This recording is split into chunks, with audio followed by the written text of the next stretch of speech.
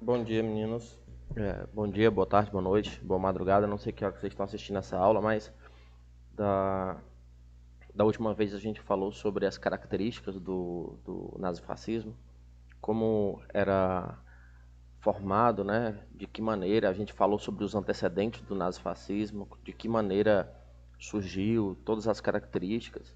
Hoje a gente tem uma aula bem mais curta, a gente vai falar sobre a história mesmo, a história da ideologia fascista e a história da ideologia nazista, tá bom?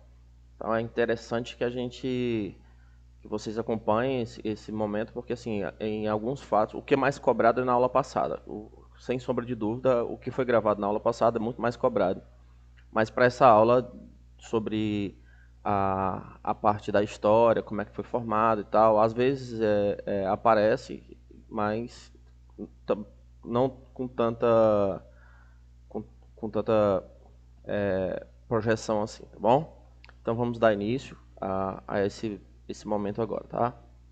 Primeiro, como foi que a Itália desenvolveu o fascismo, né? A gente falou sobre os antecedentes na aula passada, mas hoje a gente vai falar sobre os antecedentes específicos da Itália, né?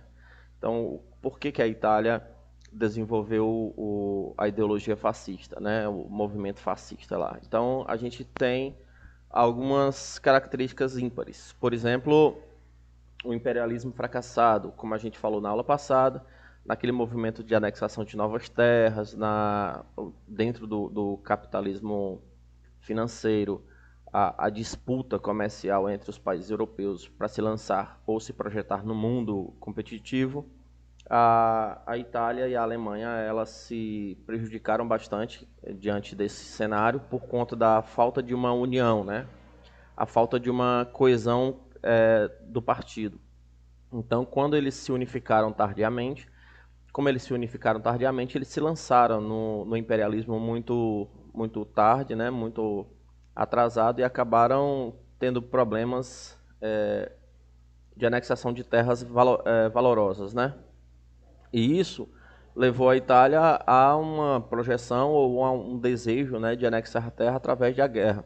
Isso que colocou a Itália e a Alemanha na Primeira Guerra Mundial.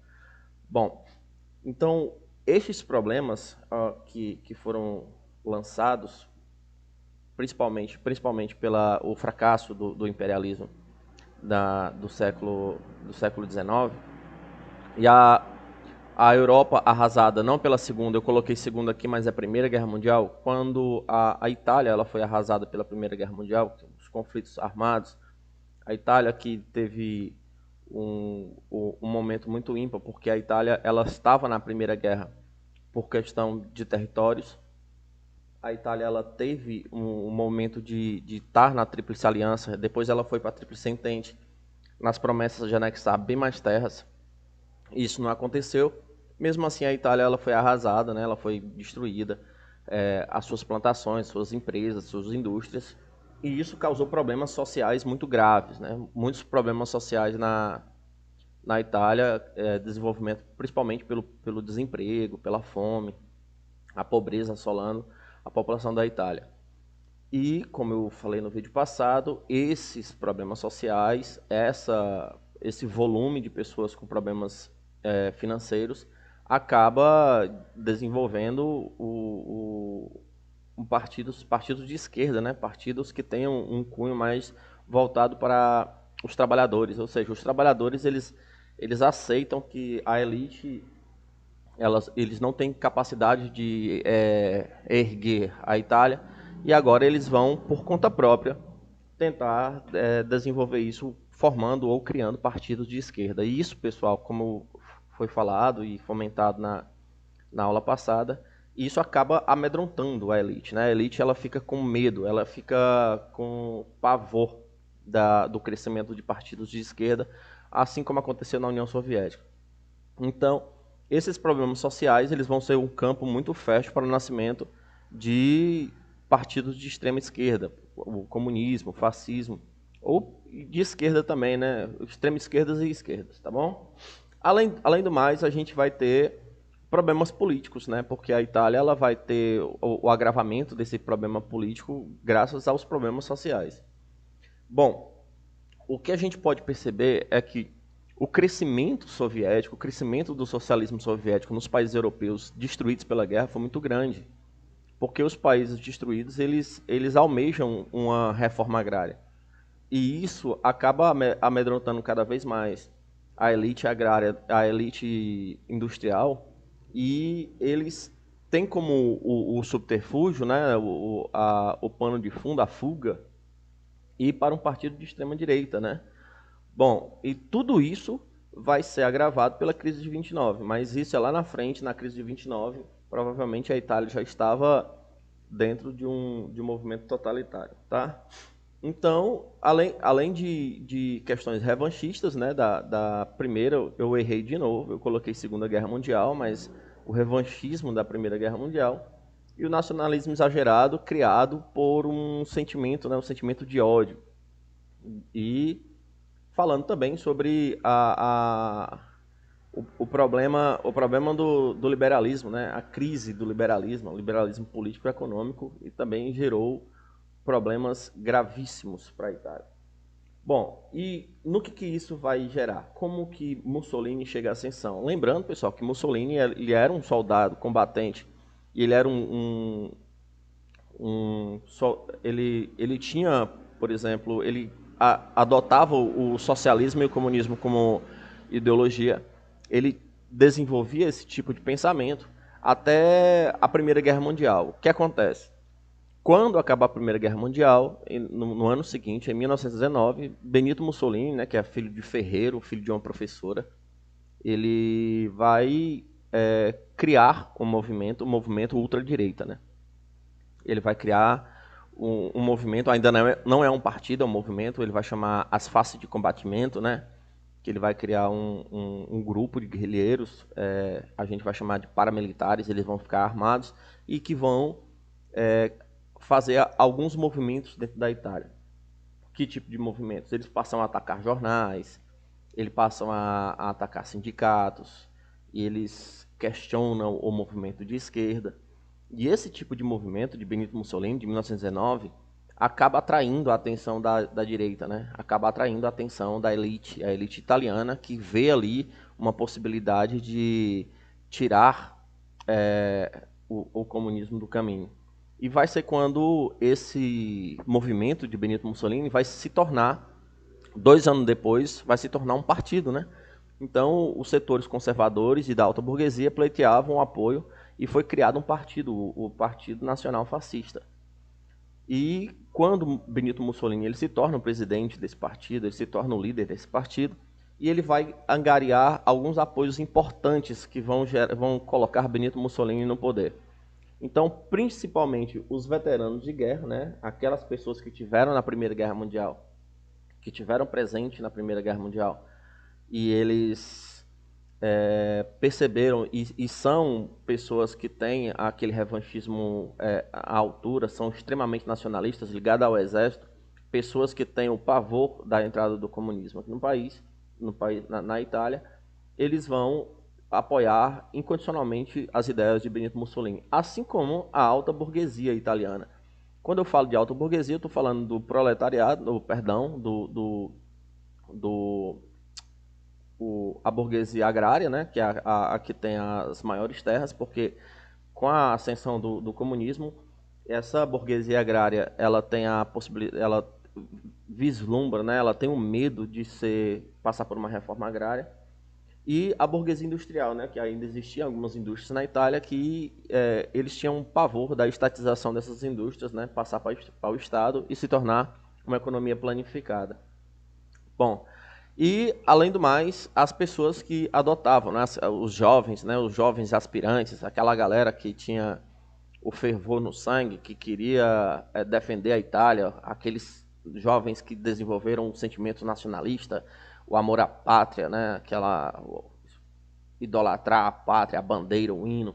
Então surge esse nacionalismo exagerado dentro da Itália e essas pessoas começam a apoiar Benito Mussolini nessa sua luta contra principalmente o comunismo, o liberalismo, porque lembrando que ele também, o Benito Mussolini, ele também perdão. Benito Mussolini também ele vai ser contra o liberalismo, né? Porque eles acreditam que liberdade demais é muito prejudicial. Bom, em 1922, Benito Mussolini ele tenta ele tenta impressionar o rei da Itália, né? O Vítor Emanuel III. Então, quando ele vai tentar, como é que ele vai fazer isso? Com o apoio da burguesia, com o apoio dos veteranos de guerra e do próprio exército italiano, Benito Mussolini ele vai fazer um movimento, né, uma marcha. Ele vai reunir seus apoiadores, que são no total de, historiadores falam de 50 mil homens vestidos, né, com uniforme paramilitar do fascismo, né, que o fascismo ainda não era um exército, então era algo ilegal, mas o exército paramilitar fascista, e eles exerceram uma marcha sobre Roma, né? Eles fizeram uma marcha na frente do palácio para impressionar o rei da Itália, Vítor Emanuel III. 50 camisas negras marchando para mostrar o poderio fascista, né? Para o poder que Benito Mussolini tinha sobre a Itália. Aqui a gente vai ver uma imagem real dos camisas negras, eles passando, né? Eles fazendo a sua marcha frente ao palácio para impressionar a população e a Vítor Emanuel.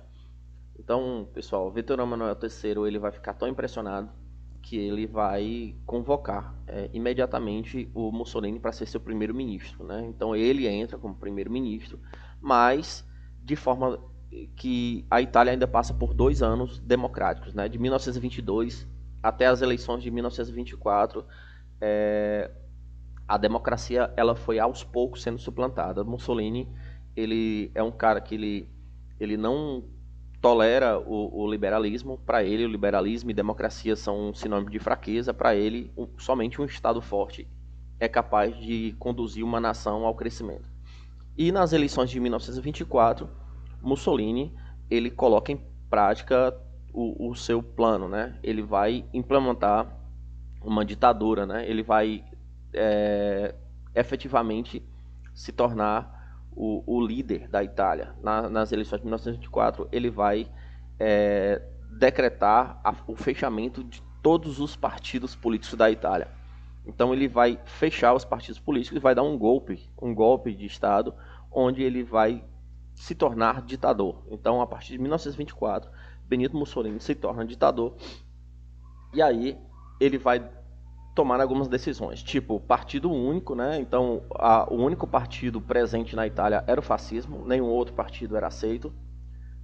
A censura dos meios de comunicação, ele passa a controlar os meios de comunicação e todas as informações que são veiculadas por jornais e por TV naquela época, precisava obrigatoriamente passar por uma censura. O crivo, né? O crivo, na verdade, o crivo do Estado, para saber se aquela informação ela estaria beneficiando ou não o Estado. Então, havia uma manipulação e uma falsificação em massa dessas informações. O Estado ele criava mentiras, né, para glorificar o Estado, para enaltecer a imagem do líder. E a repressão através de uma polícia secreta. Então, Benito Mussolini vai criar uma polícia secreta, que vai atender às necessidades do Estado, e essa polícia ela vai passar a perseguir qualquer tipo de oposição ao Estado, seja oposição por cunho político, por cunho ideológico. As pessoas seriam perseguidas, assassinadas ou mesmo expulsas da Itália. Então, Mussolini ele começa a desenhar o seu autoritarismo, né? Ele começa a desenhar a sua ditadura. Ele começa a desenhar o poder totalitário. E uma característica que é muito intrínseca à Itália, né? É muito única da Itália, que é o corporativismo, é a adoção do corporativismo de Benito Mussolini. Então, assim, o Benito Mussolini, como ele já era um combatente, ele era uma pessoa ligada ao comunismo, ele vai começar a negar a luta de classes, né? Então ele vai dizer que a luta de classes aquela luta de classe defendida por Karl Marx, porque Karl Marx ele acaba dizendo que somente uma luta de classe é capaz de chegar ao desenvolvimento de um país. Mas Benito Mussolini ele nega aquela luta de classes e ele vai defender a união de classes. Isso é chamado e é classificado como corporativismo. Então, o corporativismo é quando todos juntos estão em prol do Estado. Então, não há uma divisão de classes, ou seja, o proletário, o empregador, o médico, o advogado, a enfermeira, o lixeiro, todos juntos por um único ideal, que é o desenvolvimento da nação. Todos pensando no Estado e que o Estado se tornasse cada vez mais forte e mais competitivo. E eles não lutavam entre si, eles não disputavam entre si. Isso era a ideia corporativista. Você pertence àquela massa, sabe? Você pertence àquele grupo de pessoas que você se sente protegido. Então, assim, muitas vezes os combatentes, né, os fascistas, eles se sentiam protegidos dentro do Estado, porque o Estado ele era aquela mãe que protegia todos os seus filhos, né, os seus defensores. E aí, Benito Mussolini ele vai ter alguns pontos importantes, que vai ser a criação da Carta del Lavoro, né, que é a Carta do Trabalho, onde ele vai criar umas leis trabalhistas para a Itália, para regulamentar o trabalho da Itália. Eu acho isso importante, né, para a política, inclusive brasileira.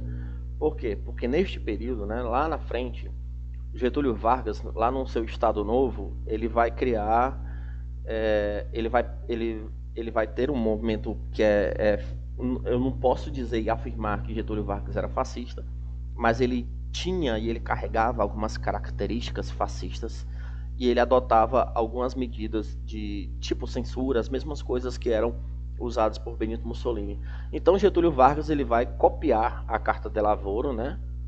Ele vai pegar a ideia da Carta del Lavoro do Benito Mussolini e ele vai criar a CLT, né? As bases da CLT. Lembrando que a CLT ela só vai ser criada lá na frente, no segundo mandato de Vargas. Mas ele vai criar as bases para as leis trabalhistas que são vigentes até hoje no Brasil. E para consolidar o seu poderio máximo, Benito Mussolini ele vai criar o Conselho Nacional Fascista, né? Que esse conselho ele determina que o Duce, né, que era o líder, ele determina que o líder máximo do Estado, a pessoa que levava o Estado, que era o próprio Estado, ele poderia determinar a ocupação de cargos em várias esferas do Estado. Então, na esfera municipal, estadual ou federal, o presidente, no caso o líder máximo ou Mussolini, ele poderia intervir nesses casos. Observe bem, se vocês entenderem, por exemplo, Benito Mussolini, a rigor da história, ele poderia trocar prefeitos, poderia trocar vereadores a seu bel prazer, o que ele poderia entender que seria necessário para o desenvolvimento do Estado. Para ele, a democracia era falha, era fraca, não prestava. As liberdades demais, o liberalismo não prestava.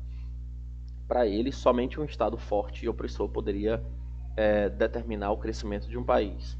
E um momento interessante, né, sobre Benito Mussolini é o Tratado de Latrão. Poucos livros falam sobre isso, né? O Tratado de Latrão. Em 1929, Benito Mussolini ele vai criar o Vaticano, né? Ele vai criar um país da Igreja Católica. Mas como foi que se deu isso?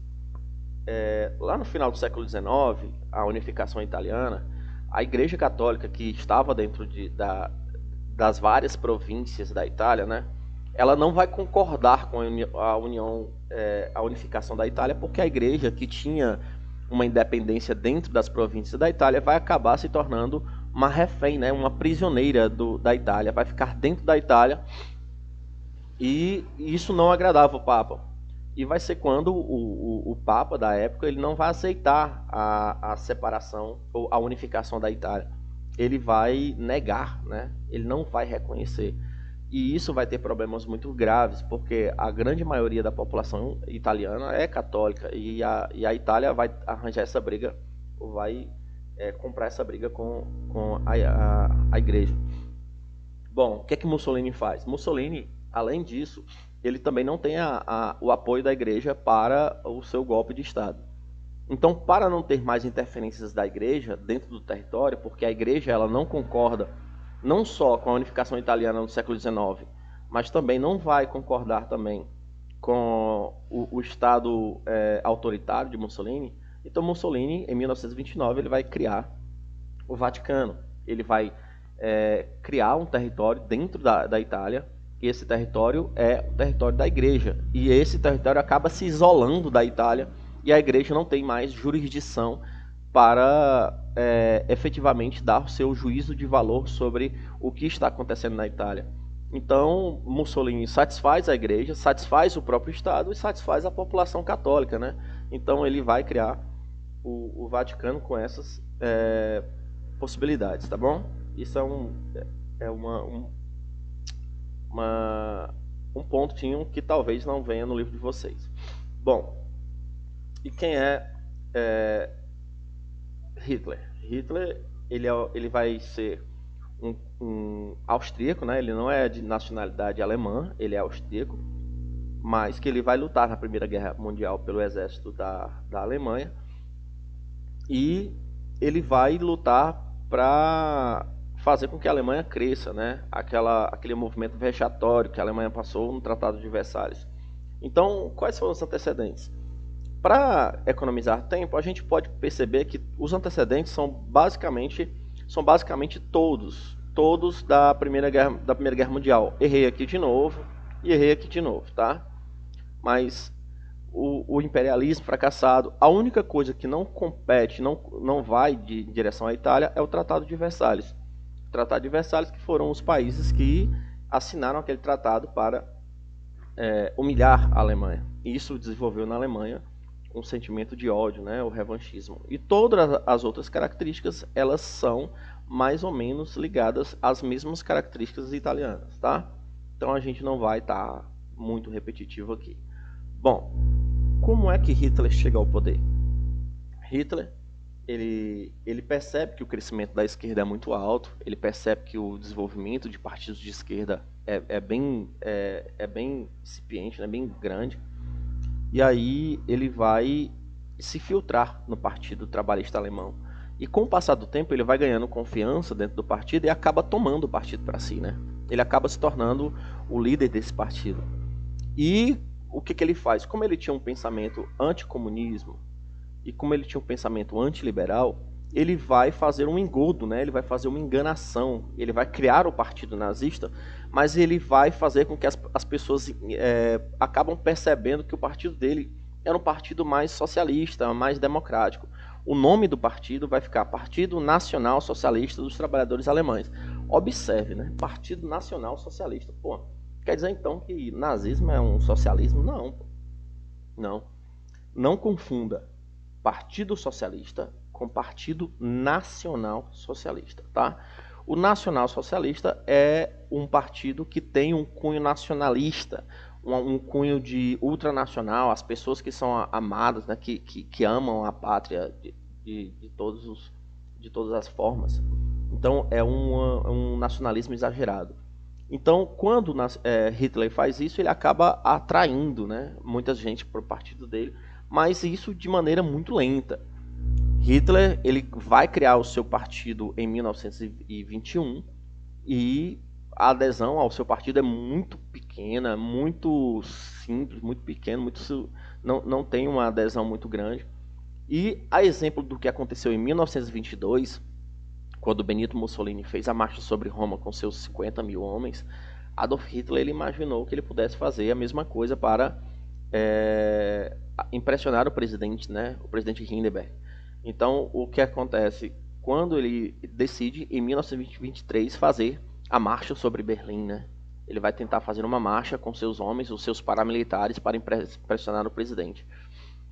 E isso acaba gerando o que nós vamos chamar de Putsch de Munique, né? Putsch, que em alemão é uma tentativa fracassada, né? Ou é uma tentativa ou golpe fracassado. Então, o Putsch de Munique vai ser quando Adolf Hitler ele vai tentar um golpe para tomar o poder, mas vai ser fracassado porque, segundo historiadores, eu não sei se isso é verídico, que nas choperias, né, os soldados eles ficaram bêbados, foram marchar e não estava dando certo, uma coisa assim. Bom, o que acontece é que Hitler foi preso por conta desse putsch, né? Hitler foi preso, ele deveria passar 5 anos na cadeia, mas ele, como era um combatente da Primeira Guerra Mundial, ele vai passar 9 meses. E durante esses 9 meses, preso na cadeia, ele está preso, ele vai escrever um livro, né? E esse livro ele vai chamado Mein Kampf, que significa minha luta, né? Tá aqui, Mein Kampf. E pessoal, esse livro é a Bíblia nazista. Diz todas as ideologias, ela doutrina as pessoas, todos os nazistas são doutrinados por este livro. Então, este livro ele cria a doutrina nazista. Ele determina o ódio aos judeus, porque os alemães, eles precisam de achar um inimigo em comum, certo? Então, assim, vocês percebam que a Alemanha ela tem vários inimigos, o liberalismo, o comunismo e tal, mas mesmo assim eles precisavam achar um culpado para que a Alemanha tivesse naquele caos. E aí Adolf Hitler ele acaba trazendo essa culpa para os judeus. Por quê? Segundo Adolf Hitler, um alemão, quando ele enriquece na Alemanha, ele está beneficiando a Alemanha por ele ser de nacionalidade alemã. Mas um judeu, ele não tem nacionalidade, ele não é alemão. Então, quando o judeu ele cresce e ele enriquece, ele está enriquecendo a ele próprio e não o país. Ele não tem aspirações de ajudar o país. E Hitler acaba dizendo que este modelo de pensamento acaba enfraquecendo, ou seja, os judeus estão tirando as possibilidades do povo alemão de crescer. E para isso ele precisava exterminar com os judeus. Então, ele vai ter esse movimento, né? Então, a partir do ódio aos judeus, ele terá um pensamento mais caracterizado por eugenia, né? Então, o que é eugenia? A eugenia é uma teoria onde ele precisa selecionar os genes. Então, eles selecionam os genes perfeitos e acabam destruindo os genes ruins, que acabam danificando. Porque a eugenia é uma teoria que fala sobre...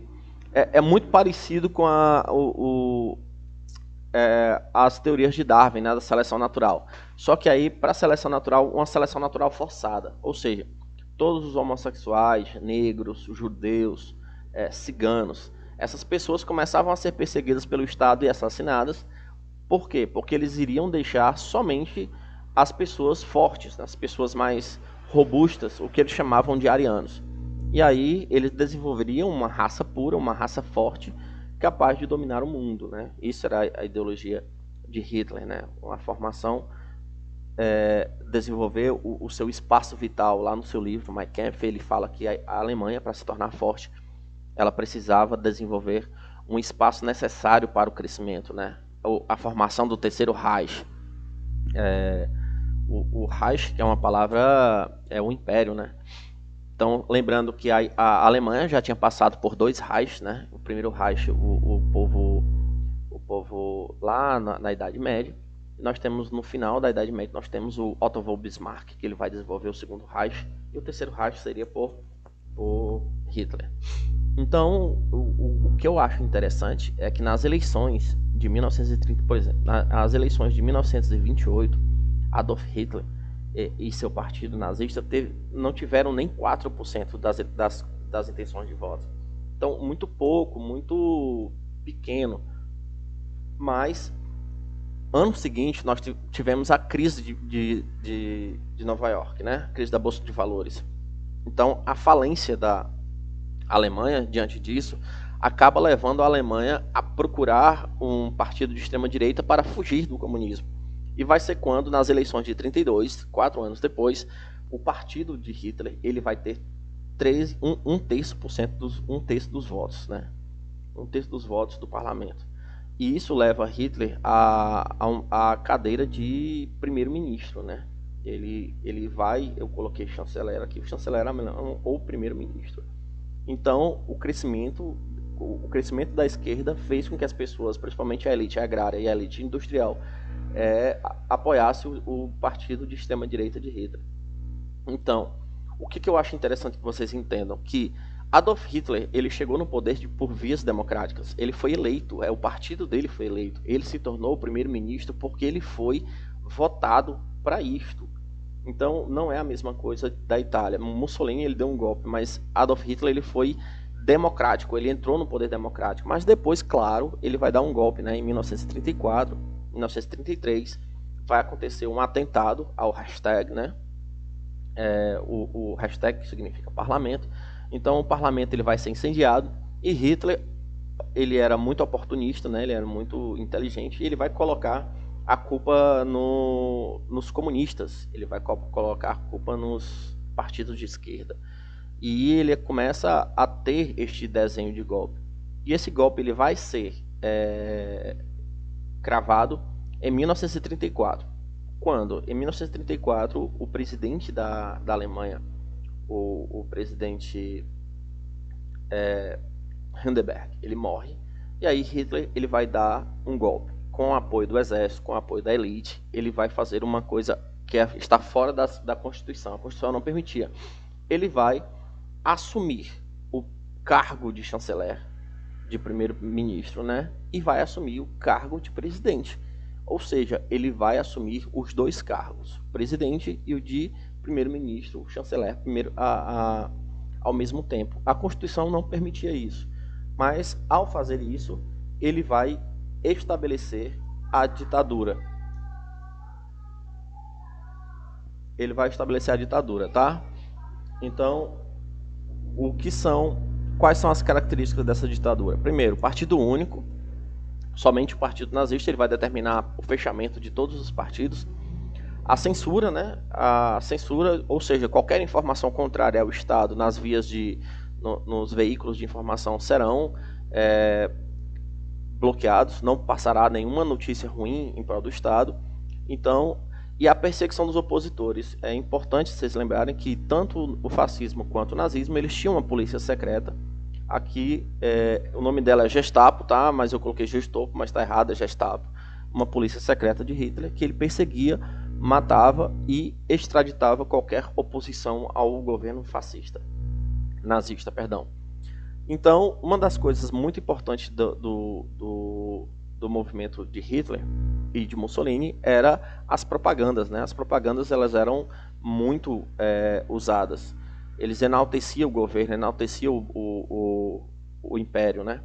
Eles mentiam muito, eles burlavam números, eles faziam uma manipulação de dados muito grande. Um dos ministros, né, um dos secretários de imprensa de Hitler, ele falava até que uma mentira contada várias vezes torna-se uma verdade. Ou seja, Adolf Hitler, como ele tinha o poder da censura e da manipulação dos dados, ele manipulava os dados econômicos e acabava passando para a população que a Alemanha estava saindo da crise graças ao poder do Estado. Segundo estudiosos, muito mentira isso. Então ele pregava a eugenia, né, que era a seleção de genes, como eu acabei de falar, a perseguição aos judeus. Adolf Hitler, na Segunda Guerra Mundial, nesse período, vai matar 8 milhões de judeus, aproximadamente. E ele vai pregar a superioridade da raça alemã. Se vocês terem uma ideia, um ano depois que ele vai assumir, né, que ele vai determinar a ditadura nazista, ele vai criar as leis de Nuremberg. Então, o que significa essas leis de Nuremberg? Ele vai fazer uma perseguição forçada aos judeus. Então, ele vai proibir os judeus de terem cidadania alemã, ou seja, os judeus eles não podem mais se tornar alemães, eles se tornam agora um povo sem terra, um povo sem país, e isso vai, lá na frente, isso vai contribuir para o conflito de Israel e Palestina, mas isso aí a gente vai estudar em outra oportunidade. Tiravam os direitos, né, os direitos assistidos pelos judeus, não tem mais. Então ele acaba tirando os judeus do centro das cidades e jogando os judeus em umas favelas, né, nas periferias das cidades. Eles chamavam de guetos, que eram bairros, uns bairros bem pobres, onde os judeus eram colocados lá. E eles separavam os judeus, eles não podiam casar com povos alemães, era proibido pelas leis de Nuremberg. E aí, lá na frente, ele vai criar os campos de concentração, né? Que vão colocar os judeus presos e vai criar o Holocausto. E isso, lá na frente, a gente precisa entender que tanto Mussolini quanto Hitler eles vão desenvolver o militarismo e a expansão territorial vão chegar à Segunda Guerra Mundial. Para finalizar, eu gostaria que vocês entendessem uma coisa. Todo partido, toda ditadura, ela se apoia num tripé. Que tripé é esse? Primeiro, é a censura, ou seja, uma ditadura ela precisa ter controle sobre a mídia. A mídia ela não pode veicular o que é evidente. Então a ditadura ela veicula, ela censura a mídia de forma que somente o que é interessante para o Estado vai ser veiculado. Então o que não é interessante para o Estado não vai ser. O outro pé é a propaganda, né? Então o Estado ele precisa ser enaltecido. Então as propagandas elas vão ser difundidas de forma muito claras, a propagação do líder máximo, né? O enaltecimento do líder. E por último, a promessa de desenvolvimento econômico, ou que através dessa manipulação de dados que está havendo desenvolvimento econômico, desenvolvimento financeiro do país, tá bom? E jovens amigos, jovens colegas, eu vou medir a frequência de vocês através dos comentários que vocês fazem abaixo do vídeo, tá? Muito obrigado, um grande abraço para vocês.